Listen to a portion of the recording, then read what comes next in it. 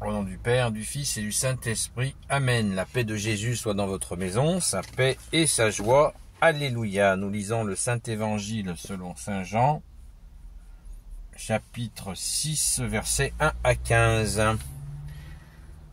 Le pain de vie, la multiplication. Après cela, Jésus alla sur les bords de la mer de Galilée, du côté de Tibériade.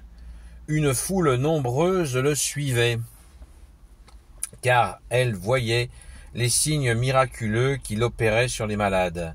Jésus monta sur la colline, et là il s'assit avec ses disciples. La Pâque, la fête des Juifs, était proche. Jésus donc leva les yeux et vit cette grande foule qui montait vers lui. Alors il dit à Philippe, « Où allons-nous acheter des pains pour qu'ils aient à manger ?» Jésus dit cela pour voir comment Philippe allait réagir, car lui savait ce qu'il allait faire. Philippe lui répond, « Même avec 200 pièces d'argent, le pain ne suffirait pas, pour que chacun en ait un morceau. » Un des disciples de Jésus, André, le frère de Simon-Pierre, dit alors, « Il y a là un garçon avec 5 pains d'orge et 2 poissons. Nous voilà bien pour nourrir toute cette foule. » Mais Jésus dit, « Faites asseoir tout ce monde. » Il y avait beaucoup d'herbe à cet endroit et les hommes s'assirent, ils étaient environ 5000. Jésus donc prend les pains et rend grâce. Puis il en donne à ce monde qui s'est mis à l'aise, et il leur donne de même du poisson, autant qu'ils en veulent. Quand ils ont tous mangé à leur faim, Jésus dit à ses disciples, « Ramassez les morceaux qui restent, il ne faut rien perdre. » On les ramasse donc, et on remplit 12 corbeilles avec les débris des 5 pains d'orge, tout ce qu'on n'avait pas mangé. À la vue du signe que Jésus venait de faire, les gens commencèrent à dire « Cet homme est vraiment le prophète qui doit venir dans le monde. » Jésus comprit qu'ils allaient l'enlever pour le proclamer roi. Alors, une fois de plus, il les laissa et s'en alla tout seul dans la montagne. Merci Jésus pour ta parole. Alléluia. Donc, il y a eu 2 multiplications des pains.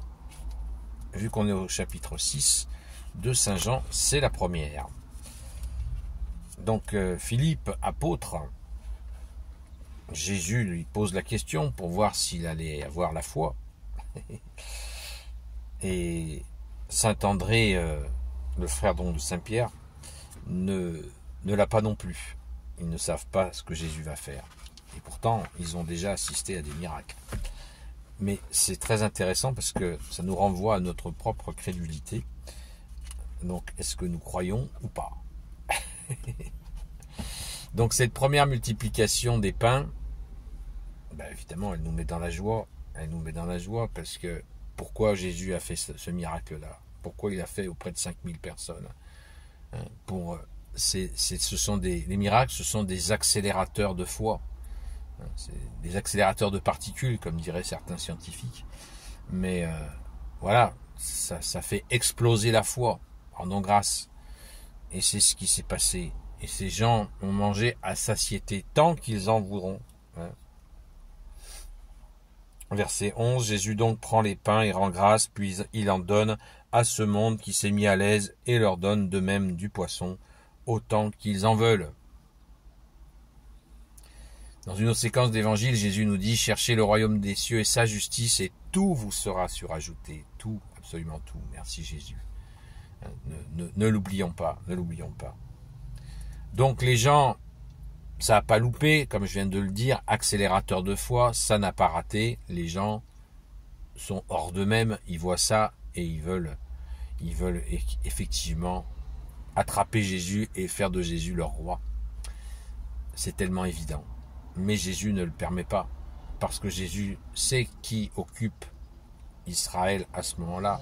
C'est l'armée romaine, c'est l'occupant romain.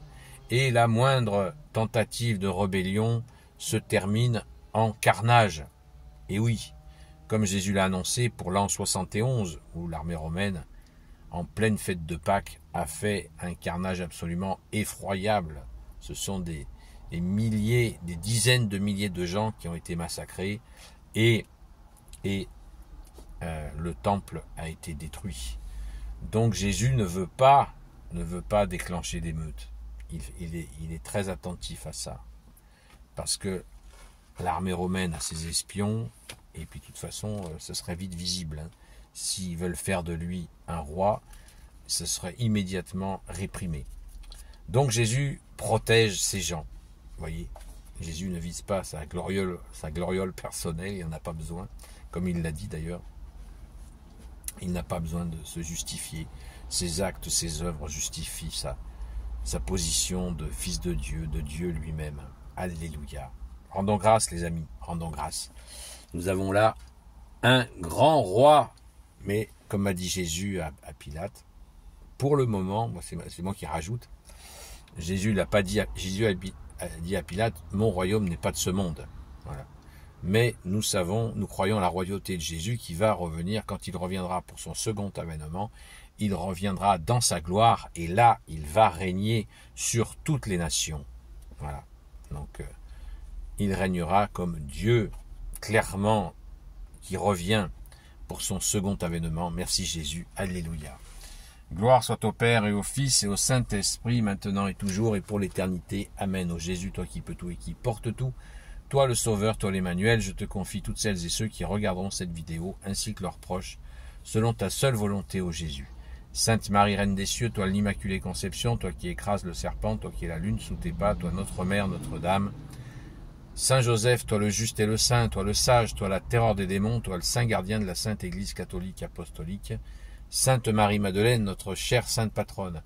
Et vous, tous les saints et saintes, amis de Jésus, Saint Michel Archange, Saint Gabriel Archange, Saint Raphaël Archange, et vous, tous les anges qui servez Jésus, je vous confie toutes celles et ceux qui regarderont cette vidéo, ainsi que leurs proches, selon ta seule volonté, ô Jésus. La paix de Jésus soit dans votre maison. Je vous souhaite une bonne journée dans la paix et la joie de Jésus. Ce soir, le direct sera vraiment très décalé, très décalé. Donc, ce sera certainement pas à 20h. Donc, on priera, ce sera juste un moment de prière qu'on partagera ensemble, comme on le fait tous les soirs, par la grâce de Jésus. Prions, ne nous lassons pas de prier. Nous avons beaucoup de frères et sœurs qui sont en grande souffrance. Prions aussi pour celles et ceux qui ont reçu le baptême de désir, qui ne se sentent pas seuls, qui se sentent accompagnés par nos prières. Prions sans cesse, les amis, prions pour la fille aînée de l'Église, la France, pour chasser les ténèbres, pour demander à Jésus de libérer la France des ténèbres. Prions, supplions sans cesse. Nous, les amis de Sainte Marie-Madeleine, c'est ce que nous faisons et continuons à faire. Merci à toutes celles et ceux qui y participent. Et vous pouvez y participer si vous le souhaitez. À très vite!